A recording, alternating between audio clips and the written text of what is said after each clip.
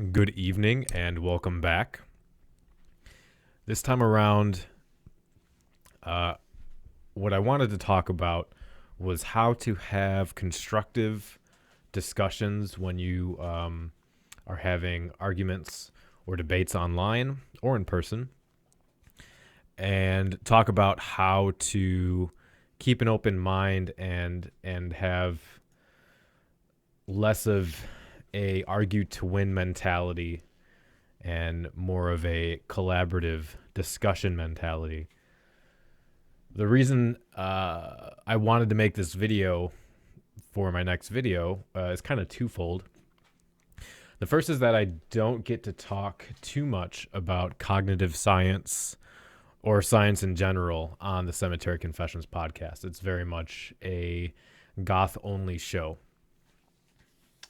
And the other reason is because recently there have been a lot of examples of both wonderful discussions and really terrible discussions happening online in the Goth community.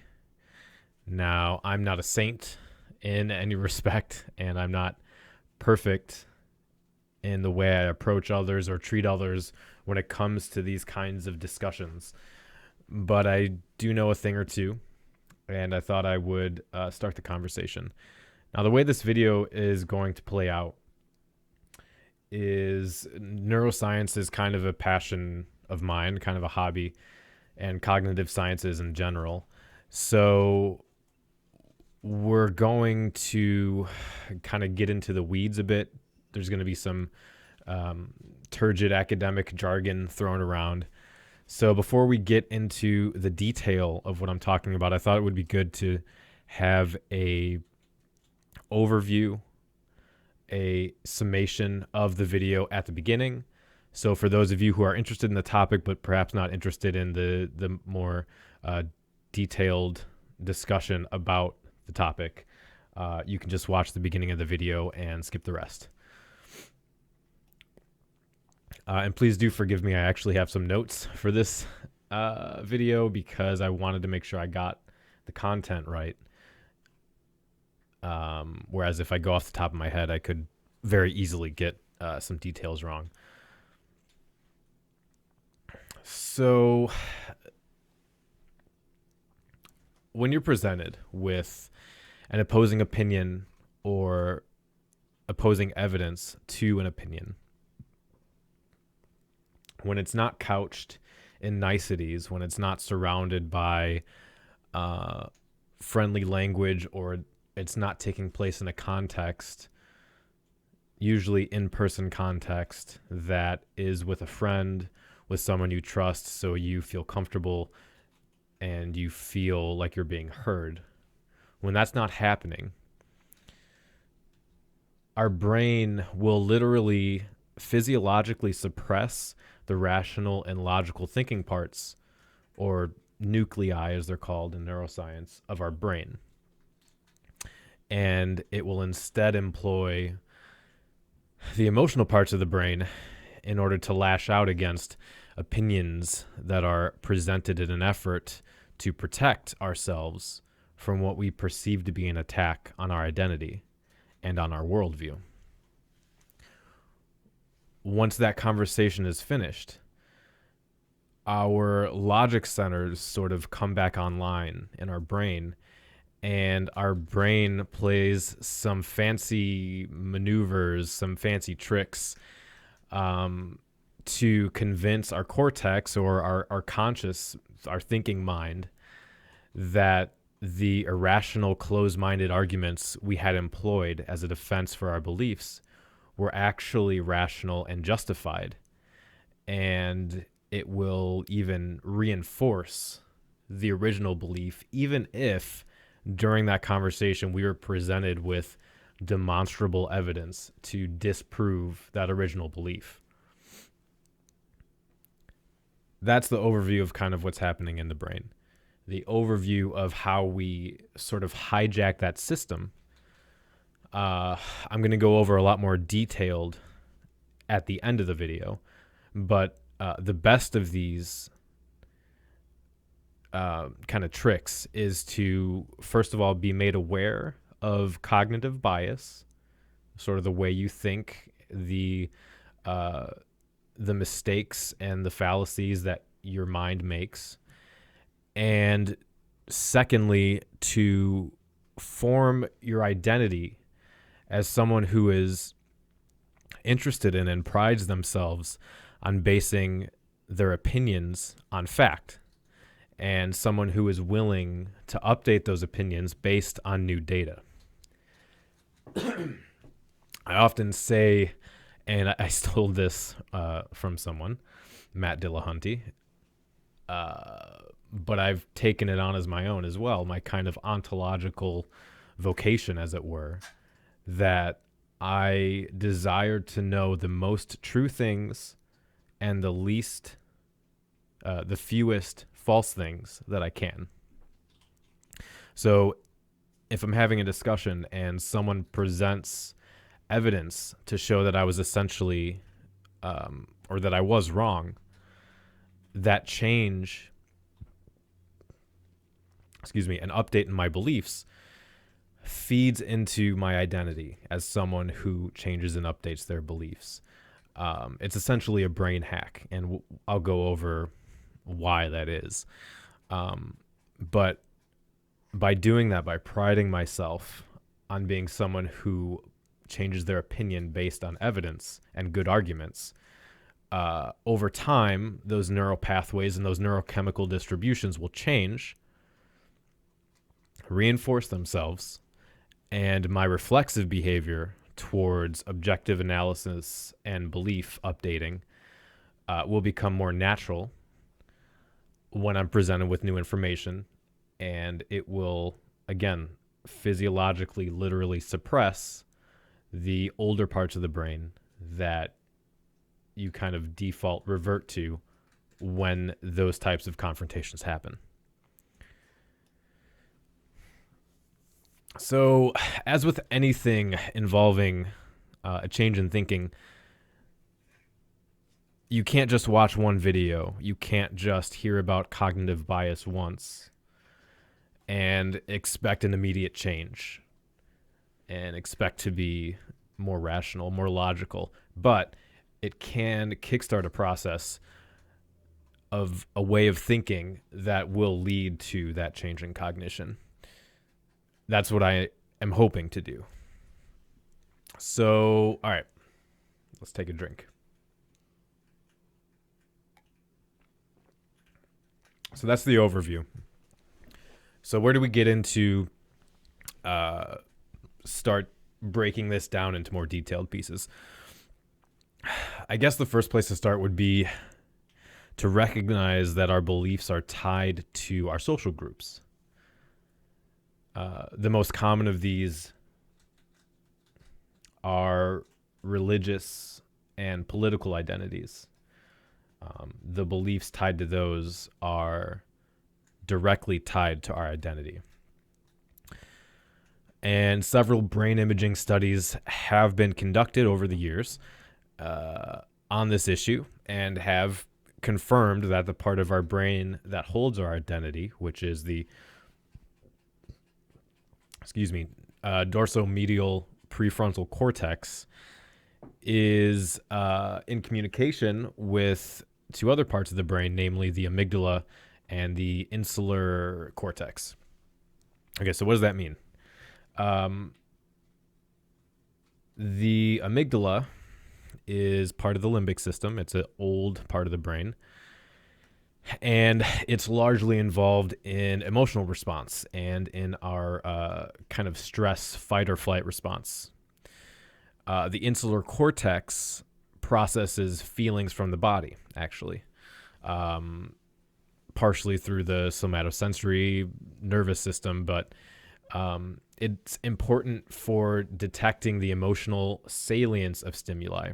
So this means that when we feel threatened, anxious, or emotional, we are less likely to change our minds, because to, at that point, consider an alternative view would literally be to consider an alternative version of yourself.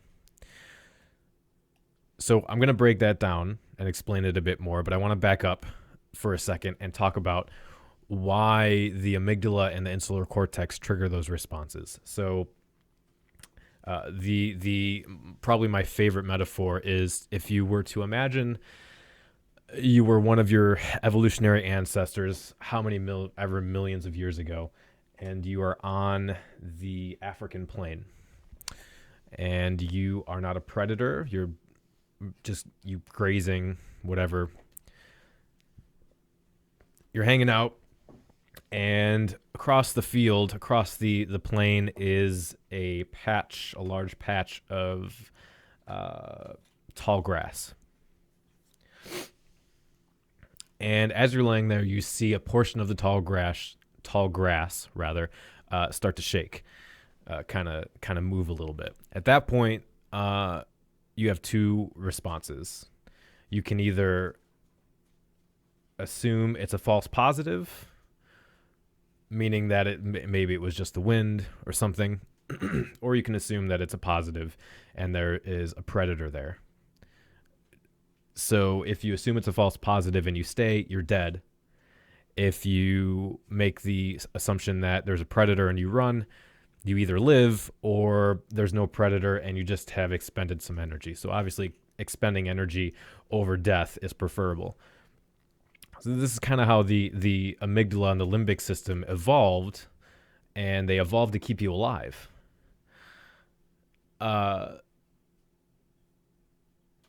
The thing is, if we jump to the present day now, those instincts are still there, but we don't live on the plains of Africa. We aren't worried about a tiger stalking us.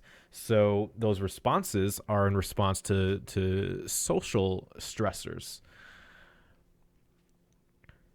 And you have this old brain that evolved from millions of years ago, but you're getting the same stress response that you would get if you had been gored by an elephant. Those same neurochemical release of stress hormones and the same sympathetic nervous system response you would get from being gored by an elephant, you can now get by sitting in traffic or just by contemplating your mortality. That's one of the beautiful things about humans, is that our brains have evolved and our society has evolved, but we still have this old evolutionary instinct. The other important piece of this is social evolution, in that we evolved in tribes. And it makes a lot of sense if you study social evolution and anthropology as a tribal animal. We need that. They evolved to survive. We stayed in groups. We were able to hunt and gather, obviously. And that kind of social tribal circle kept us alive. And it's still very important to us today. It informs our identities. And so your identity is tied not just to you as an individual, but to your social group. So it makes it even more powerful. So you have two evolutionary forces working against rational thinking. So coming back to today again, keeping those in mind, what happens when our worldview is challenged, as I kind of stated in the last video, when we perceive it, when we receive contrary information or evidence to our worldview, we treat it as a direct assault on our self, on our sense of self, on our worldview, on our social group. And that triggers those incredibly powerful evolutionary defense mechanisms of fight or flight. So we hold on desperately to those opinions as if our life depended on it, because it did. Those same life-saving responses from when we were running from lions and tigers are now applied to being confronted with information contrary to what you hold as your identity. So, all right, how do we hijack or retrain our brain to articulate more rational and constructive responses? Well, the first place to start is by recognizing cognitive dissonance. Cognitive dissonance basically just means that you are holding two opposing views.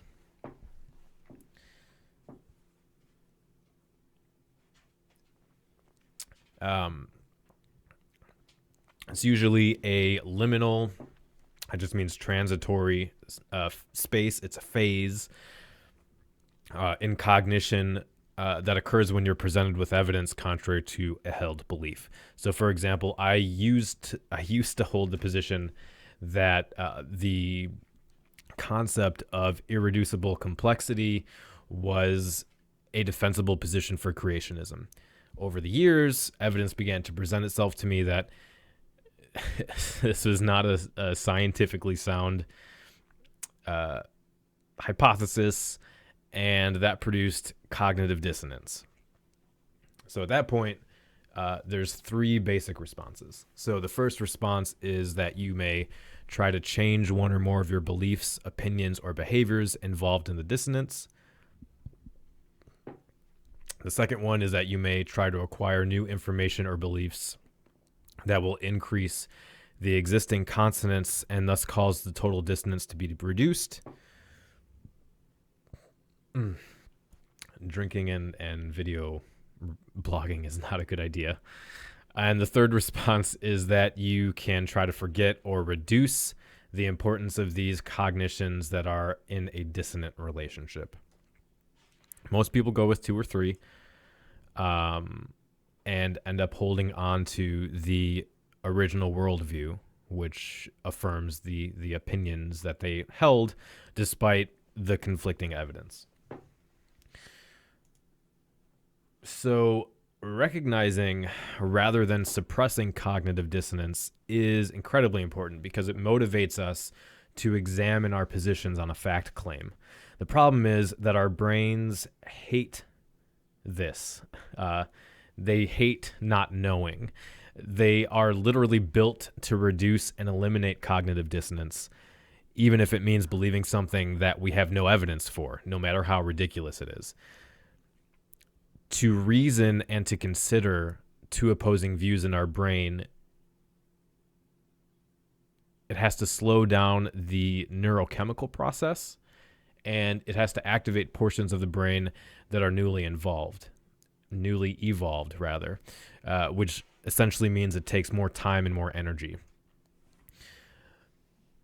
So the problem is the brain already consumes a massive amount of energy relative to its size, so it's literally built to do everything it can to mitigate that energy consumption, thus reverting to a heavy reliance on the limbic system, parts of the brain like the amygdala, which ends up leading to less accurate heuristics, which are based on emotion and quick thinking, as well as various cognitive biases like motivated reasoning, which favor holding on to already formed opinions that are part of our social and individual identities rather than challenging them.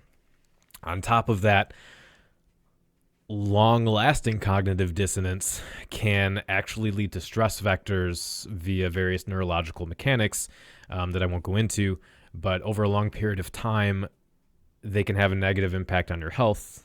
Things like anxiety or existential dread, lethargy, that kind of stuff. So while cognitive dissonance is a good thing, you have to be very self-aware and employ various tricks, cognitive tricks, to reprogram your thinking, do some self-care, that kind of thing. We'll go over that at the end of the video. But basically, you have to know your brain if you... how does it go? Know the brain you have to get the brain you want. That's what the phrase is. So often what happens when we're presented with contrary evidence to our presuppositions is we experience the backfire effect. Now, the backfire effect is really like a hot topic in cognitive science right now. But basically, it just means that after you have one of those encounters, you start thinking about all of the reasons that you held your original position in the first place, which actually reinforces your original belief, even if you were met with evidence that countered it. So you actually come away from the new evidence having a stronger belief than you did in the first place. I'm going to have some more information about that in the notes of the video. I'll have some links to other stuff. It's actually really interesting, but I won't go too much into it. Another related way that we avoid feeling the cognitive dissonance is to engage in motivated reasoning. So rather than search rationally for information that either confirms or disconfirms a particular belief, people will seek out information that confirms what they already believe. Motivated reasoning. This is a form of emotional regulation where the brain converges on judgments that minimize negative and maximize positive effect states associated with threat to motives. Essentially, your brain seeks to appease the social and emotional parts to reduce your stress level, and even will release, when you start to think about and revert to those old beliefs, release neurochemicals associated with pleasure to reinforce those. But the problem is we continue to reinforce and hold on to those false beliefs. At the extreme end, that's how how conspiracy theory thinking works. How people over time become more and more entrenched in worldviews like anti-vaccination movements, despite being presented with a lot of evidence counter to the belief, that kind of stuff. So here's a quote that is relevant to what I just talked about. It's a bit more jargon laden, but I'll kind of talk about it after I get through it. So the quote is, "Belief and disbelief differ from uncertainty in that they provide information that can inform behavior and emotion. The mechanism underlying this difference appears to involve the anterior cingulate cortex and the caudate. Although many areas of higher cognition are likely involved in assessing the truth value of linguistic propositions, the final acceptance of a statement as true or false appears to rely on more primitive hedonic processes in the medial prefrontal cortex and the anterior insula.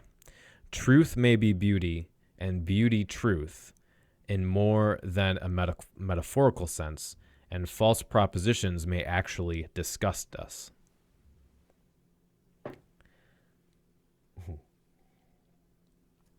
So,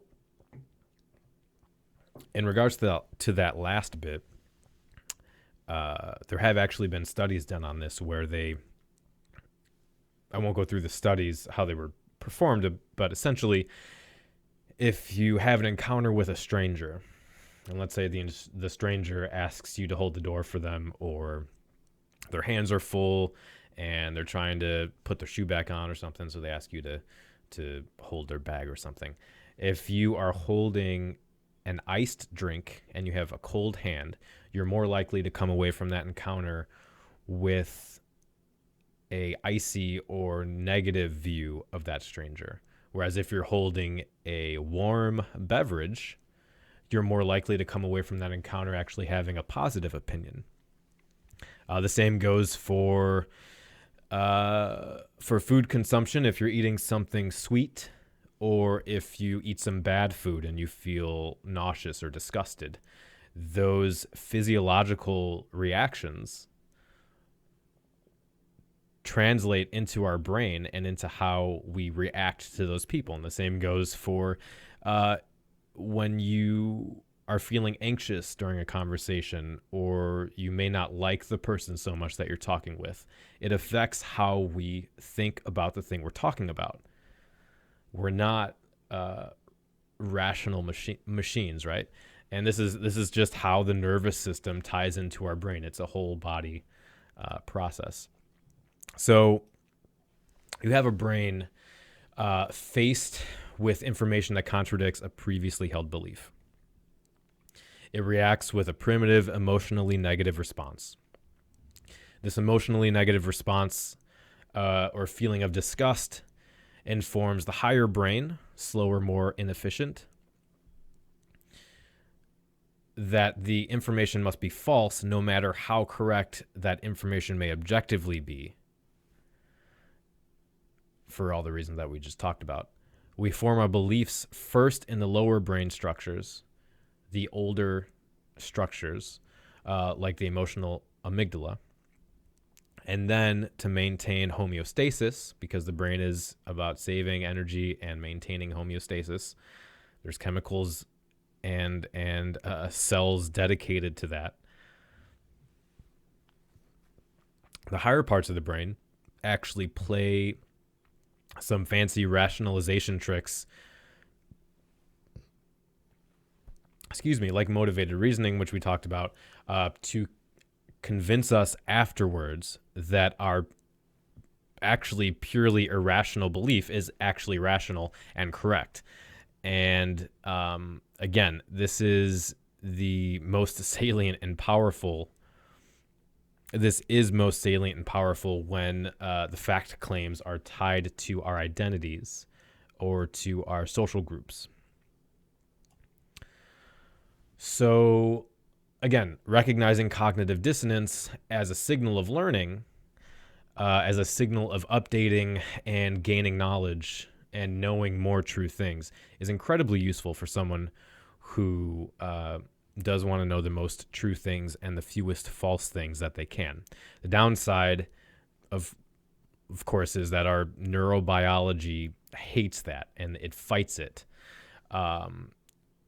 So especially if you're looking at a fundamental shift, a 180-degree shift in worldview, we have to have the proper tools and the proper self-awareness to fight that and to come away a better person.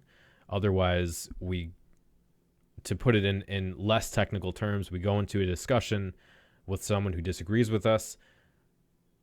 Whatever happens in that conversation, in the end, the next day, you're going to come away feeling more confident in your original position. That's just how it works unless we have these tools, unless we have this self-awareness and we understand how our brain tricks us. I can't really go into examples of discussions so much in the Goth scene because they would be too personal, but I'm sure you guys can think of your own. So to kind of close out the video, how do we, what are the tools that we can use? I talked about one at the beginning. I have a few techniques you can use during a discussion. And again, these are cognitively intensive processes. Your brain can literally, you can get headaches, doing this kind of thing over a period of time, because especially if you haven't tried this before, because it's like exercising a muscle. It's the same thing. You're stressing it. You're putting stress on it when it is literally fighting against you, trying to suppress it. So it's not easy, but in the long run, it does get easier and it is incredibly beneficial. So the first one of these that you can do is to try and divorce your belief from yourself. Goes back to that whole issue of our identity and cognition. So one way to do it is to visualize your idea as a thing and visualize the criticism going towards that thing, not towards yourself. Another technique you can use is to, as you're getting into the conversation, view it as a collaborative conversation, something where both parties are interested in coming to the truth, as opposed to viewing it as more of a debate, where in that case you're going to feel like you need to win. That's not a good way of thinking. It's not a good way of coming to the truth. You get the high tension, the emotional response, all that stuff. Another thing you can do, and I've found this useful, is to visualize being wrong, actually. To think about, in your brain, concede their point. Imagine a world in which whatever they're trying to convince you of is actually true. Imagine, feel, what does that do to your emotions? What does that mean for you as a person? And that's a good way of, when you come back to the conversation, actually having more of an objective view of what's being argued.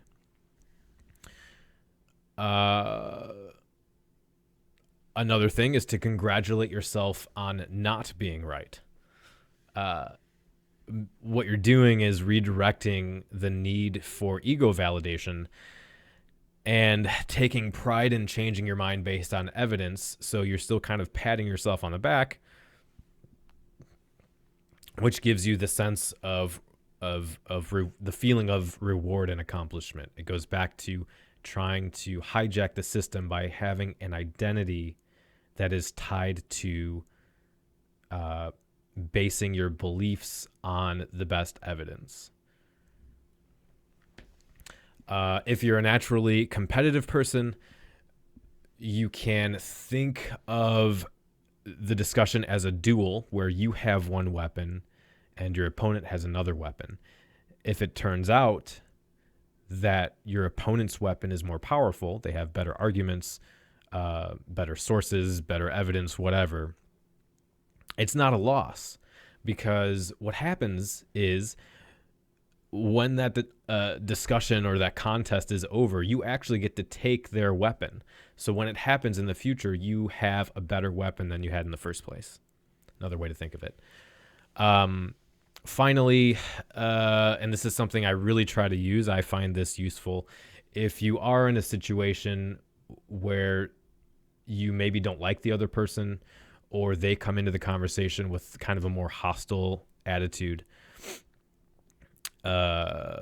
you can try to visualize what they're saying coming from someone that you trust, or someone that you like, or someone that you have had positive conversations with. If you can visualize that, it does serve to kind of de-escalate your emotions back to where you can think about the cognitive process and further suppress the emotional response and have more of a rational discussion. So that's it. Hopefully that was interesting. Not really a goth topic specifically, but certainly useful to me, and I think it can certainly be useful in this dialectical culture that we have.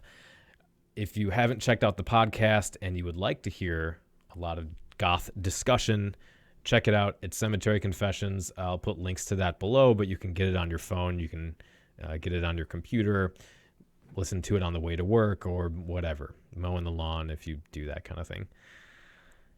Again, I'll have some links for further information on this topic in the notes as well. So I think that's it. Thanks for hanging out with me again, and I will see you next time.